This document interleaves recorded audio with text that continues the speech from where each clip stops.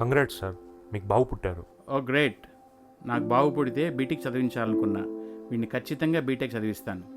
బాబు నామకరణం చెయ్యమ్మా. Balu BTech.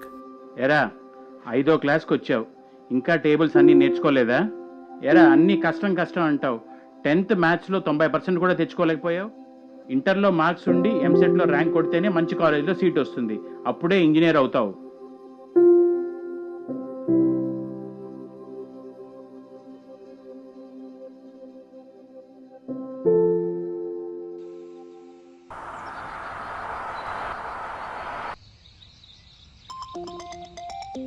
Hello sir, మీ అబ్బాయికి job వచ్చిందంట కదా? అవును సార్, నాకు కూడా ఇప్పుడే తెలిసింది. చాలా సంతోషంగా ఉన్నానండి. మరి మాకు పార్టీ ఎప్పుడు? అయ్యో తప్పకుండా సార్. ముందు మా వాడిని కలవనివ్వండి. వాడికి ఇచ్చాక మీకు కూడా తప్పకుండా పార్టీ ఇస్తాను సార్. ఉంటాను మరి. Okay sir. బాలు,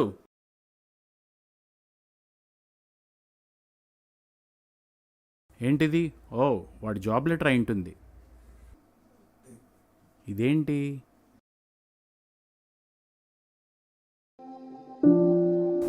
నాన్న, ఇది నేను మీకు రాస్తున్న లీవ్ లెటర్ కాదు, లీవింగ్ లెటర్. లీవింగ్ అంటే వదిలి వెళ్ళిపోవడమే కదా. సారీ నాన్న, మీరు గెలిచారు. కంగ్రాట్స్. ఎందుకంటే నేను ఓడిపోయాను. ఒక్కసారి కాదు, ప్రతిసారి. చిన్నప్పుడు నాకు బాలు బీటెక్ అని నామకరణం చేశారంట. అప్పుడు నేను చాలా చిన్నవాడిని కాబట్టి ఆర్గ్యూ చేయలేకపోయాను. పెద్దయ్యాక అదే బీటెక్లో చేర్పించేటప్పుడు కూడా ఎదురు చెప్పలేకపోయాను, ఎందుకంటే ధైర్యం సరిపోలేదు. మీరు ఇంజనీర్ అవ్వాలనుకున్నారు, అది కుదరలేదని నన్ను చేయాలనుకున్నారు. నాకు ఇష్టమో లేదో ఒక్కసారి కూడా అడగలేదు. మీరు కనీసం ఆలోచించడం లేదు. 5 గంటలకి లేపి అన్ని టేబుల్స్ ఫార్ములాస్ బట్టి పట్టించారు. ఇదేంటని అమ్మ అడిగితే ఇంజనీరింగ్ మ్యాథమెటిక్సే ముఖ్యమని మీలో ఉన్న శాడిజాన్ని కవర్ చేసుకున్నారు. ఆడుకుంటే ఫ్రెండ్స్ ఎక్కువ అవుతారని, సినిమాలు చూస్తే డిస్టర్బ్ అవుతారని ఏమీ అలవాటు చేయలేదు. నాకు 6వ తరగతి నుండి అన్ని సబ్జెక్టు లెక్కలు, ట్యూషన్లు, ఆదివారం ఎక్స్ట్రా క్లాసులు, ఇలా నా చిన్నతనం మొత్తం పుస్తకాలతోనే గడిపేశాను. ఎంత చదివినా మార్క్స్ రాలేదని క్లాస్లో అందరి ముందు తిట్టి వెళ్ళిపోయారు. మీకు గుర్తుందా? చాలా అవమానంగా ఉండింది. మిమ్మల్ని చూస్తే భయపడేవాడిని. అప్పటి నుండి మీకు కోపం రాకూడదని బాగా చదివేవాడిని. మీకు ఇష్టం వచ్చినట్లు ఉండేవాడిని. మీరు చెప్పేవి వినేవాడిని. మీరు చెప్పిన కాలేజీలోనే జాయిన్ అయ్యాను. చాలా గొప్పవారు నాన్న మీరు. నా కోసం మీకు వచ్చిన ట్రాన్స్ఫర్ని కూడా వదులుకున్నారు. కాలేజీలో సీట్ కోసం ఉన్న అన్నీ అమ్ముకున్నారు. ప్రతి క్షణం నా కోసం, నా భవిష్యత్తు కోసమే ఆలోచించారు. మీలాంటి నాన్న ఉండటం నాకు ఎంతో అదృష్టం. కానీ ఒక్కసారి కూడా నాకు ఇది ఇష్టమా లేదా అని అడిగారా? మీలో ఉన్న ఆ ఇంజనీరింగ్ ఫీలింగ్ మిమ్మల్ని అడగనివ్వలేదు.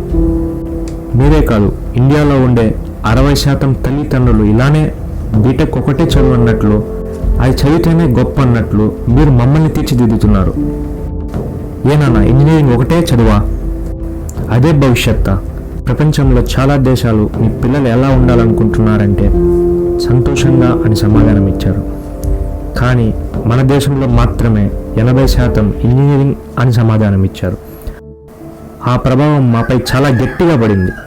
అది మా లెక్చరర్స్ మాకు చెప్పే లెసన్స్లో ఇంజనీరింగ్ కాలేజీలో అందరి దగ్గర దోచుకుంటున్న డబ్బులో మీలాంటి పేరెంట్స్ ఇంజనీరింగ్పై గొప్ప అన్నట్లు పగలు రాత్రి మమ్మల్ని తోమి ఒక స్టూడెంట్ని తయారు చేస్తున్నారు.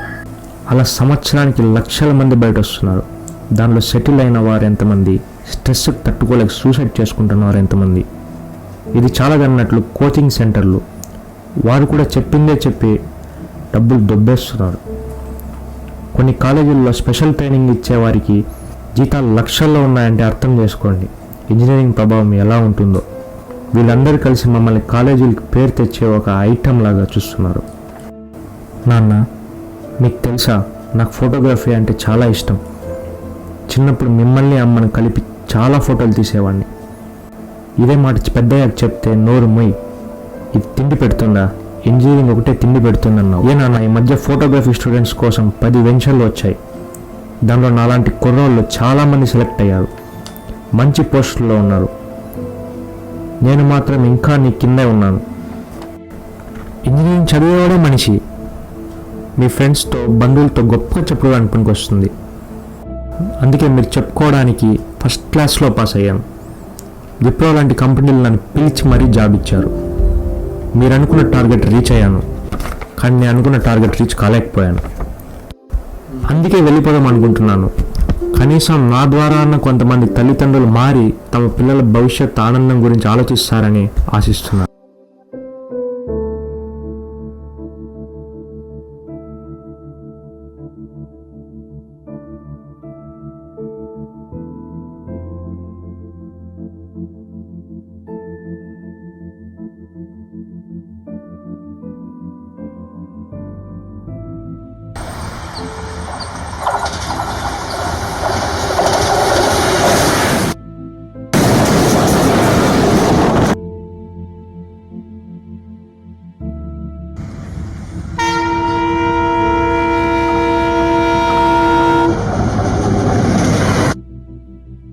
నా గెలిపే మీకు సంతోషం అనుకున్నారు.